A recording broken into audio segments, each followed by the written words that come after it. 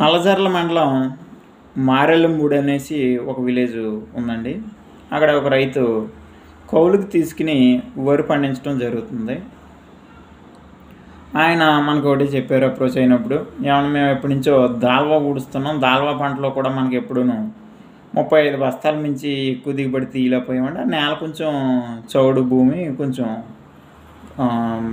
తెల్ల చౌడు మనకి ఏడిపిస్తూ ఉంటుందండి. ఆ ప్రాబ్లం వల్ల ఆ దిగుబడులు అంతే వస్తాయనేసి మేము కూడా డిసైడ్ అయిపోయామండి.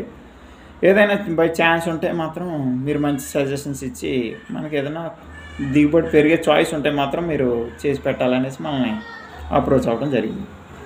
సరే, మనం మన పద్ధతి ప్రకారం ఎరువుల యాజమాన్యం, చక్కగా సమగ్ర సస్యరక్షణ విధానం, తెగుళ్ళ నివారణ చర్యలు పాటిస్తూ మనం యాజమాన్య పద్ధతిలో స్టార్ట్ చేసి చక్కగా దిగుబడి తీయించడం జరిగిందండి. అది ఆ సంవత్సరం ఎప్పుడు 35 బస్తాలు అయ్యేటటువంటి ఆ చేను 42 బస్తాలు దిగుబడి రావడం జరిగింది.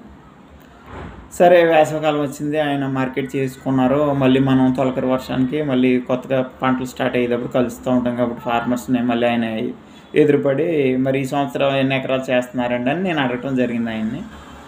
ఆయన ఎక్కడండి, మనం పండించినటువంటి వరిచేలో అందరికంటే దిగుబడి మందే ఎక్కువ వచ్చింది కాబట్టి ఆ రైతు మనకి ఇంకా కౌలుకి ఏమని అన్నారండి, ఆయనే పండించుకుంటాం సొంతంగా, ఎంత పంట పండుతుంటే మేమెందుకు వదిలేయాలి అనేసి, మా నేలలో ఎప్పుడూ కూడా ఎంత పంటలు పండలేదు, ఇప్పుడు పండుతుందంటే మా నేల ఏదో మార్పు చెందింది అన్న ఉద్దేశంతో మనకి ఇంకా కౌలుకి ఇవ్వటం మానేశారండి అనేసి ఆయన మనకు తెలియజేయడం జరిగింది.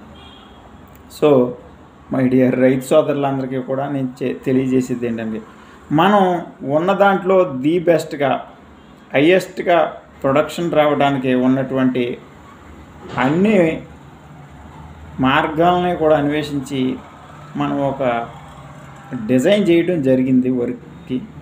మనం మీరు తీస్తున్నటువంటి దిగుబడి కంటే ఖచ్చితంగా 10% దిగుబడిని మనం ఖచ్చితంగా పెంచగలుగుతాం. కాబట్టి రైతు సోదరులు మనకున్నటువంటి అవకాశాన్ని ఉపయోగించుకోవాల్సిందిగా కోరుచున్నాను.